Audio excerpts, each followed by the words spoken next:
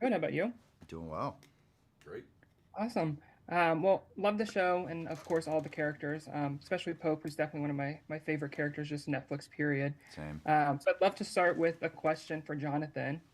The Pope's quest became a bit more personal for Pope when he discovered his family's connection to Denmark Tanny, and we kind of see that thread bleed over from season two into season three. How exciting has it been getting to dive deeper into Pope's family's history and getting him really see him come into his own with this story in the group? It's been amazing. It's been a great experience. When you can make something personal to you, like, you know, the how personal that treasure is to Pope, really relates to his grandfather. It kind of allowed me to go into my own family and, try to find those things that meant that to me, those the symbolism of, the things my family has done and overcome, and like being able to put that realness into the show is just it's great to be able to do. And it comes off as real, and I'm happy the audience enjoys as well. Awesome. Of course, I have to also mention his relationship with Cleo, which honestly delivered some really standout moments this season. Mm. Particularly, love the moment where she kind of talks him off the ledge when he's, considering killing and shooting Rafe. Can you talk just a little bit about that relationship and its evolution this season?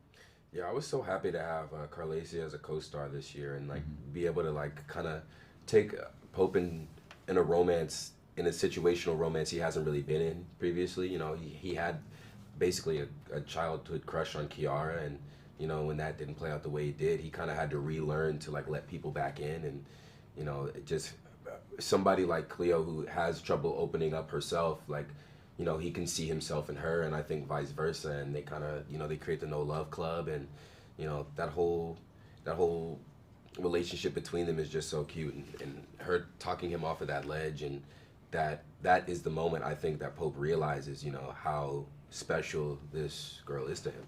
Hmm. I love that storyline. Awesome.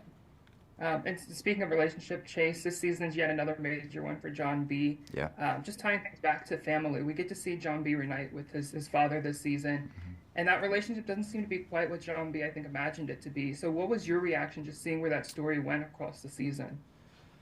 Yeah. Yeah. I think it's a really personal story to me, and having the concept of family versus friends, right? I think there's this idea in society that family is always going to be the strongest bond in your life, and then you meet people who immediately become or go from friends to family. And so I think John B's journey of this idolizing of his father to then realizing the truth and the reality of what his journey is, and ultimately, Charlie, who plays Big John, is an incredible person and did a great job arcing this season. But it's one of those things where when you're separated from something for so long and then you get back with that thing, you see the reality of what it is, and it's not always what we've dreamt it up to be. So it was a lot of fun to play. There's a lot of highs and lows and a lot of realizations for John B. So understanding by the end of it that sometimes friends become family, and that's the family that you need. And finding his tribe, and realizing that and sticking with that was a lot of fun and tough to navigate, but I think we made it happen. Yeah, it's definitely it really is fun to watch across the season. Of course, I know fans also wouldn't forgive me if I didn't also ask about John B and Sarah, Mm-hmm. who have a lot of ups and downs this Sure season. do. But I feel like they come out stronger, of course, so in the end. So, what was it like, again, going on that journey this season, and do you still see them as endgame for the show? Of course, yeah. I mean, I think Mads and I, since the very beginning, we've wanted to make sure that we arc this thing properly, and it's a fun journey. I think any relationship, especially in this universe where the stakes are so heightened, there's going to be highs and lows. And I think in this season in particular, John B and Sarah tested. They got married incredibly young. Yeah. So the values and the morals of what marriage is may not be as present or aware, at that point, and you know John B is not necessarily the greatest partner, and he does some things early on that I think definitely impact her to make some of the decisions that she does make. He is And 16.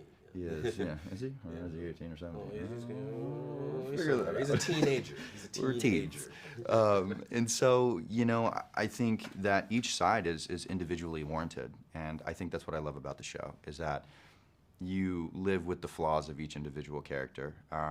And I love these two together. I mean, we've had so much fun bringing these characters to life, and so I think it's pretty justified by the end of the season, seeing them in the situation that they are, and continuing to kind of do the John B and Sarah thing. Awesome. Well, thank you both so much. And again, congrats on another amazing season. Thank you so much. Thank you so much. Have a good one.